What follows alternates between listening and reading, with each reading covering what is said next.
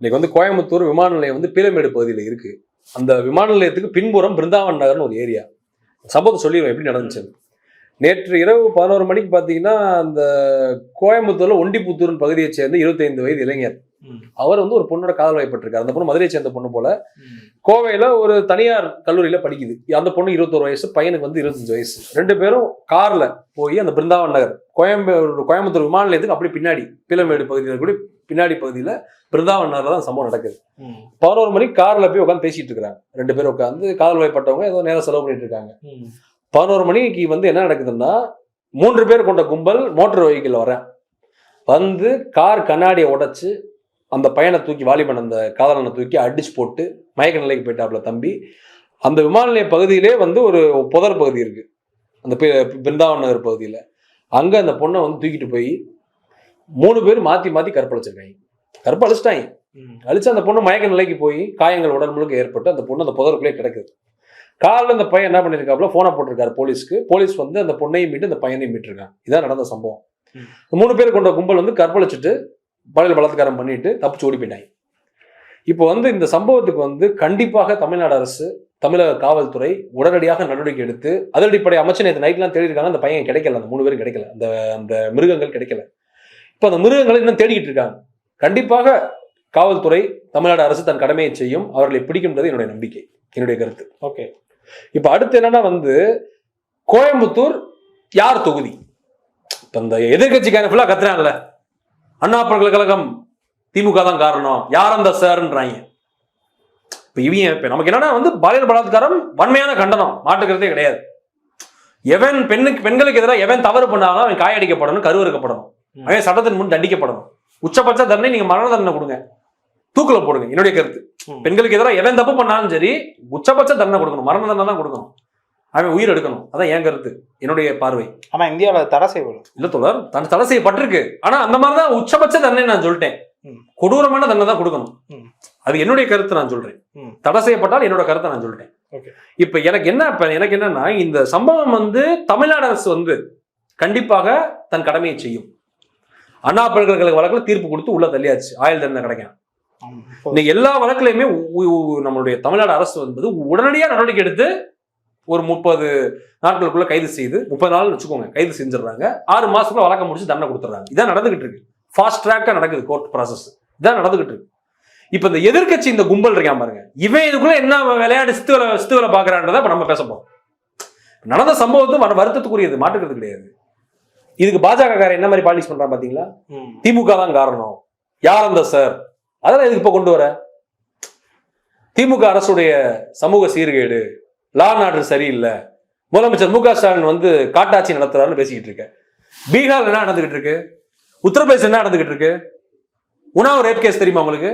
கத்துவா rape case உங்களுக்கு தெரியுமா? Bilkis Banu rape case தெரியுமா குஜராத்ல? ஜம்மு காஷ்மீர்ல Ashifa Banu rape and murder, கோயிலுக்குள்ள வச்சு கற்பழிச்சான் சிவன் சிலைக்கு முன்னாடி, இஸ்லாமிய பெண், சிறுமி, பெண் கிடையாது சிறுமி. இப்ப எனக்கு என்னன்னா தமிழ்நாட்டுல ரேப் நடக்குது, பெண்களுக்கு எதிரான வன்முறைகள் நடக்குது, மாற்றுக்கிறது கிடையாது, அங்கங்க நடக்குது. உத்தரப்பிரதேஷ் மாதிரி, பீகார் மாதிரி, ஜம்மு காஷ்மீர் மாதிரி, குஜராத் மாதிரி நடந்துகிட்டு இருக்கா?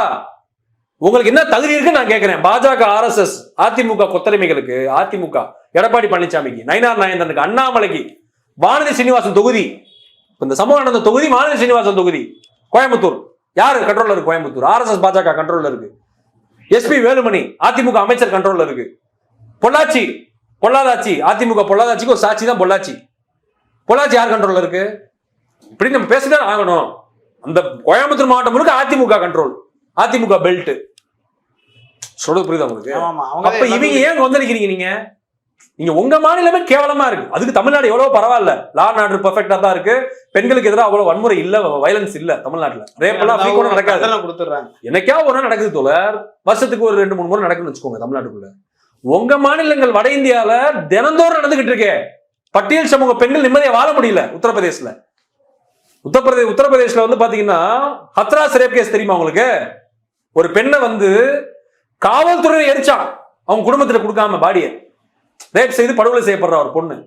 பாஜக MLA குல்தீப் செனகர் என்ன பண்ணான் உத்தரப்பிரதேசல, கத்துவாரே உனாவ் ரேப் கேஸ்ல MLA ரேப் பண்ணாங்க ஒரு பொண்ணை, பட்டியல் சமூக பெண்ணை. பட்டியல் சமூக பெண்ணுடைய உடலை வந்து போலீஸ் வீட்டுக்குள்ள அவங்க குடும்பத்தை பூட்டுறான். பூட்டிட்டு முன்னாடி வச்சு எரிக்கிறான், வீட்டுக்கு முன்னாடி வயக்காட்டுக்குள்ள வச்சு எரிக்கிறான். போலீஸ் போய் எரிக்கிறாங்க உத்தரப்பிரதேசல. அது மாதிரி நடக்குதா? பில்கிஸ் பானு யாரு கொடூரமா இது பண்ணது, ரேப் பண்ணி கொலை பண்ணது, பச்சிலம் குழந்தைய கொலை பண்ணி குடும்பத்தை கொலை பண்ணி அந்த பொண்ணை பல பேர் 12 பேர் ரேப் பண்ண பார்ப்பன கும்பல் RSS பாஜக அந்த கோத்ரா கலவரத்தப்ப. அதுக்கு யாரு காரணம்? மோடி தானே சிஎம் இருந்தாரப்ப. யோசிச்சு பாரு, இவங்க பெரிய என்னமோ நியாயஸ்தீங்க மாதிரி, இவங்க மாநிலங்கள்லாம் சிறப்பா இருக்க மாதிரியும் தமிழ்நாடு தான் மோசமான. அங்க ஒண்ணு இங்க ஒண்ணு நடக்குதுங்க. முதலமைச்சர் கடுமையான நடவடிக்கை எடுப்பாரு, முதலமைச்சர் மு க ஸ்டாலின் அவர்கள். ஆனா இவங்க கத்துறது நமக்கு அப்படியே நாடகத்தை போறாங்க பாருங்க. பெண்களை பாதுகாக்க தவறிட்டாங்கன்னு சொல்றாங்க. பெண்களை பாதுகாக்க தவறிட்டாங்கன்னா இப்ப நான் என்ன சொல்றேன்னா, தமிழ்நாடு அரசு தண்டனை வழங்குதா இல்லையா குற்றவாளிகளுக்கு? பெண்களை பாதுகாப்பு எங்க தவறிட்டாங்க? நீங்க பெங்களூரு, சென்னை, தமிழ்நாட்டுல பெண்களுக்கு எவ்வளவோ பாதுகாப்பா இருக்கு. உண்மையிலே இதுதான் உண்மை. சென்னை கூட பாத்தீங்கன்னா பெண்களுக்கு எவ்வளவு பாதுகாப்பா இருக்கு. நான் என்ன சொல்றேன்னா, காவல்துறை ரோந்து பணிகளை கூட்டுங்க. அந்த பகுதிகளில் கோயம்புத்தூர் பீலமேடு பகுதி, விமான நிலைய பகுதியில எங்க குற்ற சம்பவங்கள் அதிகமா நடக்குதோ ரோந்து பணிகளை கொஞ்சம் கூட்டுங்க, கண்காணிப்பு நடவடிக்கைகளை கொஞ்சம் மேற்கொள்ளுங்க. இதான் என்னுடைய கோரிக்கை காவல்துறை, தமிழ்நாடு காவல்துறையிட்ட. இன்னைக்கு இன்னொன்னு புரிஞ்சுக்கோ, இன்னும் ஒரு வாரம் நான் சொல்றேன், அந்த 3 பேரை அரெஸ்ட் பண்ணிடுவாங்க தமிழ்நாடு காவல்துறை. அப்ப என்ன பண்ணுவேன்? பாஜக அரசு சங்கி அண்ணாமலை என்ன பண்ணுவேன்? இப்ப அண்ணாமலை கொந்தளிக்கிற அப்படியே ட்விட்டர்ல. நீ ஒண்ணு இல்லை, இப்ப அண்ணாமலை மேல வழக்கு போட்டிருக்காங்க. அண்ணா பல்கலைக்கழக மேட்டர், அந்த பொண்ணு மேட்டர்ல அண்ணாமலை அந்த வழக்கை திசை திருப்பக்கூடிய விதமா பல கருத்துக்களை போட்டிருக்காப்ல.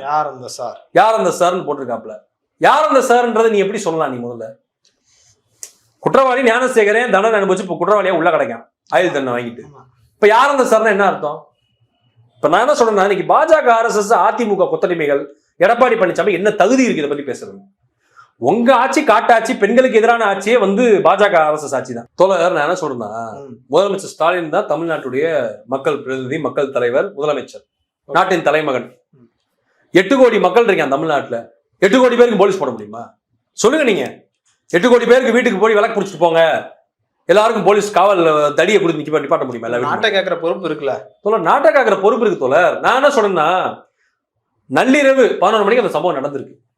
அந்த பகுதியில போலீஸ் ரோந்து இல்ல, கண்காணிப்பு இல்ல, ஒத்துக்கிறேன் நான். இன்னும் ஒரு வாரத்துல குற்றவாளியை கண்டுபிடிப்பாங்கன்னு நான் சொல்றேன் இல்ல போலீஸ். என்ன நீங்க அப்ப கண்டுபிடிக்க என்னன்னு கேளுங்க. என்ன நீங்க நடக்குமா இல்லையா மட்டும் நீங்க பாருங்க. இன்னும் ஒரு வாரம் 10 நாள் உள்ள குற்றவாளி 3 பேரும் கண்டுபிடிக்கப்படுவார்கள், வேட்டையாடப்படுவார்கள், சட்டத்தின் முன் நிறுத்தப்படுவார்கள், தண்டனை வழங்கப்படும். 6 மாசம் நடந்துருவாரு, எழுதி வச்சுக்கோங்க நீங்க. அப்ப தமிழ்நாட்டுல நம்ம உறுதியை இதை பேச முடியுதுல்ல? கண்டுபிடிப்பாங்க, தண்டனை வழங்கப்படும், நீதி முன் நிறுத்தப்படுவார்கள், சட்டத்தின் முன் தண்டனை வழங்கப்படும், பேச முடியுதுல்ல? இன்னைக்கு நான் கேட்கிறேன், மோடி தான் இந்திய மக்கள் அனைவருக்கும் பிரதமர். இது காரணம் மோடி தான். என்ன சொல்லுவீங்க? நீங்க என்ன அவங்களே பலி சொல்லுங்க. அப்ப அப்படிதான் நான் பேசணும். இப்ப தமிழ்நாடு முதலமைச்சர் மு க ஸ்டாலின், இந்தியாவோட பிரதமர், இந்தியா மக்கள் பாதுகாவலர் மோடி. இப்ப இந்த கோயம்புத்தூர் சம்பவத்துக்கு மோடி பொறுப்பேற்கணும். இந்தியா தான் நடந்திருக்கு, பொண்ணு இந்தியன் தானே. அப்ப நான் இப்படிதான் பேசுவேன். இப்ப நீங்க எதுக்கு எடுத்தாலும் ஸ்டாலின் ஸ்டாலின், திமுக ஆட்சி சரியில்லைன்றீங்கல்ல. பாஜக RSS மோடி ஆட்சி இந்தியாவில் எப்படி இருக்குன்னு நீங்க பாருங்க. உனாவ் ரேப் கேஸ் நடக்கிறப்ப மோடி தான் பிரதமர், கத்துவா ரேப் கேஸ் மோடி தான் பிரதமர், ஹத்ராஸ் ரேப் கேஸ் மோடி தான் பிரதமர். அப்ப ஆசிஃபா பானு இந்த இதுல ஜம்மு காஷ்மீர்ல அந்த டைம் என்ன நடந்துச்சு தெரியுமா? அந்த பொண்ணு ரேப் செய்யப்பட்டு கோயில் கருவறைக்குள்ளே படுகொலை செய்யப்படுறா. ரேப் அண்ட் மர்டர் தோழர், கோயிலுக்குள்ள நடந்த சம்பவம். அன்னைக்கு அந்த குற்றவாளியை அடைக்கிறாங்க பிடிச்சு போலீஸ் ஸ்டேஷன்ல.